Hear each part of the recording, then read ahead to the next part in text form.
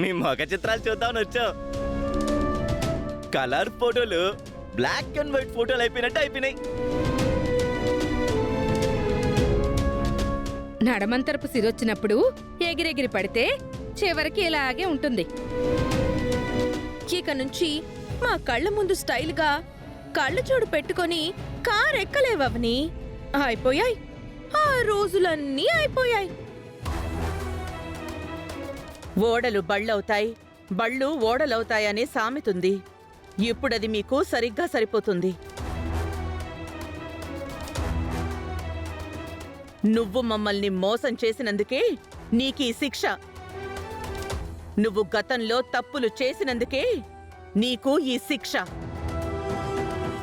నువ్వు నీ చెల్లెలు చేసిన తప్పుల్ని సమర్థించినందుకే నీకు ఈ శిక్ష. మేనత్త మేనమామ అన్న గౌరవం మర్యాద లేకుండా నీ చెల్లెలి తరపున మాట్లాడినందుకే నీకీ శిక్ష. అనాథవని 2 సార్లు నా ప్రాణం కాపాడేవనే కృతజ్ఞతతో నిన్ను చేరదీశాను. నా మనవరాలితో సమానంగా చూశాను. చివరికి తప్పు చేసిన వాళ్లతో చేరిపోయావు. అందుకే నీకీ శిక్ష. మీ మీద జాలి చూపించకూడదు. మిమ్మల్ని చూసి అయ్యో పాపం అనకూడదు. మీకు తగిన శాస్తి జరిగినందుకు నాకైతే చాలా సంతోషంగా ఉంది. ఇక నుంచి మా కళ్ళ ముందు తిరగరు. మేము మనశ్శాంతిగా ఉంటాం. అందరి మనసుల్లో ఏముందో మొత్తం బయటకొచ్చేసిందా? లేదంటే మాట్లాడేది ఇంకేమైనా ఉందా? ఉంటే మాట్లాడండి. మాట్లాడినంత వరకు చాలులే. మీరు మమ్మల్ని అనేంతటోళ్ళైపోయారా? మేము తప్పుడు వాళ్ళం, మీరు సమాజానికి ఆదర్శవంతులా? మేము నేరస్తులం, మీరు నీతిమంతులా? మేము దోషులం, దుర్మార్గులం, మీరు బుద్ధిమంతులు, పుణ్యాత్ములా?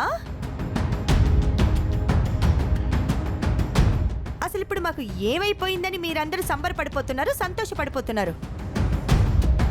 కేవలం ఒక ఇల్లు దాటి వెళ్తున్నాం. ఇంతటిది కాకపోయినా మరొక ఇంటికి వెళ్తామే కానీ కాటికైతే పోం కదా. నా చెల్లెలి ఉద్యోగం పోలేదు. పోయినా మరో కంపెనీ వాళ్ళు కళ్ళకద్దుకొని తీసుకుంటారు. ఓ 4 నెలలు ఖాళీగా ఉంటే నేను కష్టపడి సంపాదించి నా చెల్లెల్ని పోషించుకుంటాను. అంతకుమించి ఏం జరిగిపోతుంది?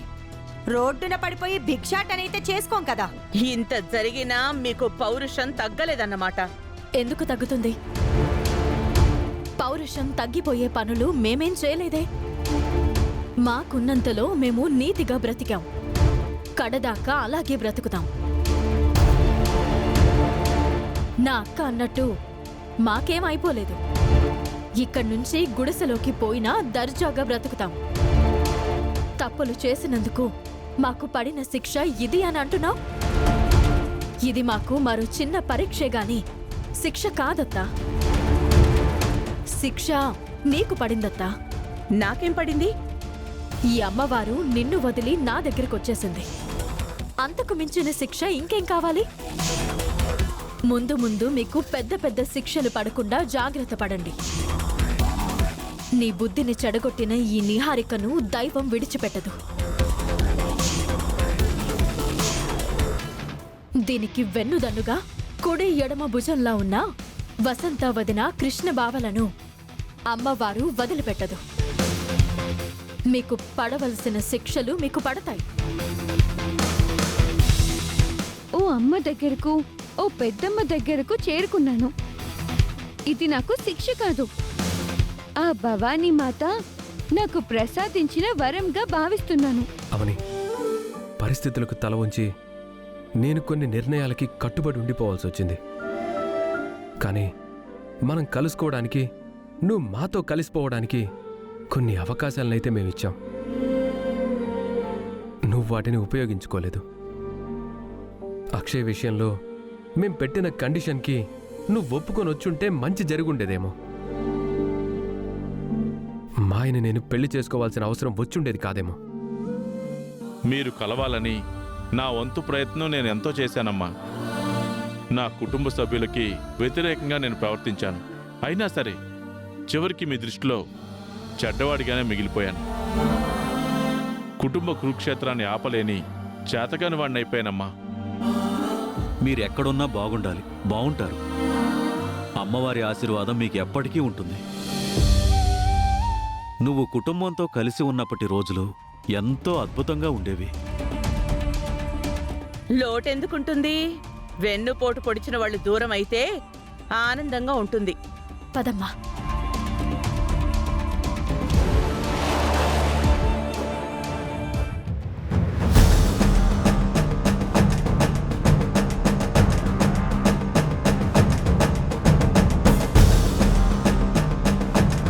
ఎక్కడికి బయలుదేరారు? ఏం తెలియనట్టు మాట్లాడతావేంటి? సూత్రధారివి నువ్వే కదా. ఏమంటున్నారు సుజాత గారు? నా చెల్లెల్ని జాబ్ నుంచి తీయాలని ప్రయత్నించావు, అది కుదరలేదు. 2 ఏళ్ల వరకు అది కుదరదు. అందుకే మీ నాన్నని అడ్డం పెట్టుకొని మమ్మల్ని ఇంటి నుంచి బయటికి పంపించేస్తున్నావు. దయచేసి మీరు నన్ను అపార్థం చేసుకోకండి.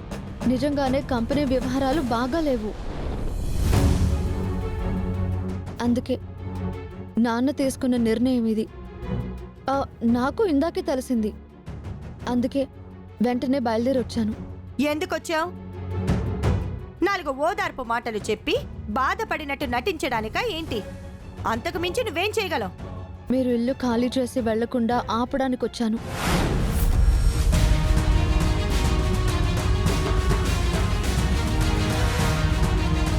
మా డాడీతో మాట్లాడాను, బ్రతిమలాడాను, ఒప్పించాను. ఆయన సరే అన్నారు. మీరు ఇల్లు వదిలి వెళ్ళవలసిన అవసరం లేదు. నా మాట మీద నమ్మకం లేకపోతే ఇప్పుడే మా నాన్నకు కాల్ చేసి మాట్లాడవని. మీరు గెస్ట్ హౌస్లోకి వెళ్ళండి. అమ్మా మాయా, ఎందుకు అడ్డం పడుతున్నావు? వెళ్లే వాళ్ళని ఆపకమ్మా. ఆంటీ, దయచేసి మీరు నా మాటని కాదనకండి. నేను అన్ని విధాలుగా ఆలోచించే ఈ నిర్ణయం తీసుకున్నాను. అవని, మీరు వెళ్ళండి. ఇంకేమి ఆలోచించకండి, వెళ్ళండి. లాక్ ఓపెన్ చేయి.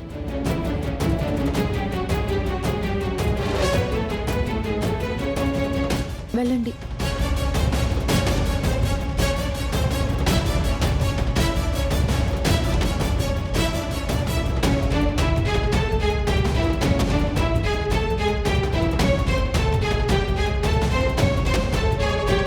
మనం లోపలికి వెళ్ళి మాట్లాడుకుందాం పదండి.